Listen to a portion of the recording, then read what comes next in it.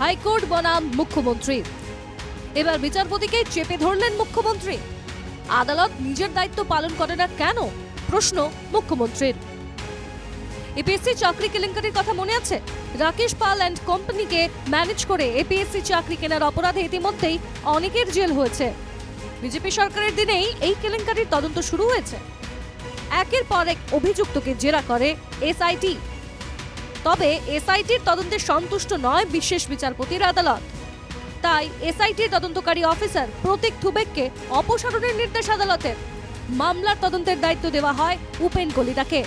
বিষয়টি নিয়ে মুখ্যমন্ত্রীকে প্রশ্ন করা হলে তিনি বলেন, আদালতৰ যিটো এইটো নিৰ্দেশ, এই নিৰ্দেশটোত ময়ো একমত নহয়। কাৰণ কোনোবা ব্যক্তিক যদি অপৰাধী কৰা নাযায়, আদালতৰে অধিকাৰ আছে তেওঁক অপৰাধী কৰিবৰ কাৰণে। গতিকে আদালতে নিজৰ দায়িত্বটো নিজে পালন নকৰি আয়োজনক কিয় পালন কৰিব দিলে বা আয়োজনেনো কিয় তেওঁক চাৰ্জশ্বিট নকৰিলে, গোটেই বিষয়টো মই অসমৰ মহা অধিবক্তাক চাব দিম। নলবাড়িতে মন্ত্রিসভার বৈঠক শেষে মুখ্যমন্ত্রীর এ ধরনের মন্তব্যের পরই মুখ্যমন্ত্রীকে কটাক্ষ সাংসদ প্রত্যুৎ বরদলৈয়ের। তদন্তে পক্ষপাতিত্ব কেন, প্রশ্ন কংগ্রেস সাংসদের। দুর্নীতিবাজরা এখন বিজেপিতে, তার জন্যই এপিএসসি কেলেঙ্কারিতে জড়িত একাংশ দুর্নীতিবাজদের রক্ষণাবেক্ষণ, এই মন্তব্য সাংসদ প্রত্যুৎ বরদলৈয়ের। তেওঁলোকৰ এই চৰকাৰখনৰ গোটেই কাম কাজত এইটো সদায় বিদ্যমান যে খেনুক দেখি ৰান্ধে বাঢ়ে, খেনুক দেখি দুৱাৰ বান্ধে।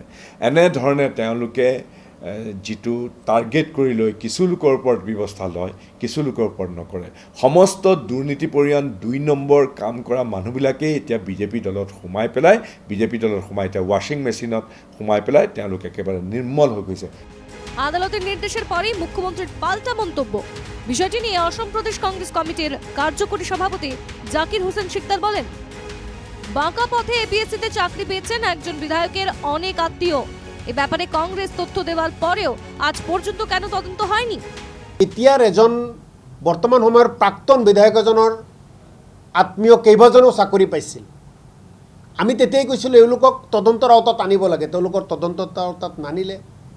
বহু বিষয়াসকলৰ নাম সংবাদ মাধ্যমে আপোনালোকেও বাতৰিত আনিলে, বহু কথা হ'ল, বহুতক তেওঁলোকে হাজিৰ কৰালে, তেওঁলোকৰ সাক্ষ্য প্ৰমাণ ল'লে। কিন্তু যেতিয়া তেওঁলোকে চূড়ান্ত চাৰ্জশ্বিট যেতিয়া দাখিল কৰিলে, তেতিয়া দেখা গ'ল যে যি ধৰণে তেওঁলোকে দেখুৱাইছিল চাৰ্জশ্বিটত বহু মানুহৰ নাম নাই, বহু মানুহক তেওঁলোকে ৰেহাই দিছে। গতিকে এতিয়া আকৌ যেতিয়া ন্যায়ালয়ে ইয়াৰ ওপৰত চকু দিছে, আৰু তাৰ লগে লগে চাৰ্জশ্বিটত নাম নথকা মানুহখিনিকো আকৌ তেওঁলোকে মাতিবলৈ দিছে বা তেনেকুৱা ব্যৱস্থা গ্ৰহণ কৰিব ধৰিছে, ইয়াৰ পৰা এটা কথা স্পষ্ট হয় যে এপিএসসি কেলেংকাৰীৰ তদন্ত কোনো এটা পক্ষৰ হেঁচাত আদৰা হৈছে। আদালত কখনো চার্জশিট নিয়ে অসন্তুষ্ট, তদন্তের প্রক্রিয়া নিয়ে কখনো অসন্তুষ্ট, আবার কখনো তদন্তকারী আধিকারিকের বিরুদ্ধে অসন্তুষ্ট। আর এতেই মনে হয় তদন্ত প্রক্রিয়ায় পক্ষপাতিত্বের অভিযোগ একেবারে ভিত্তিহীন নয়। Bureau report, NKTV Bangla.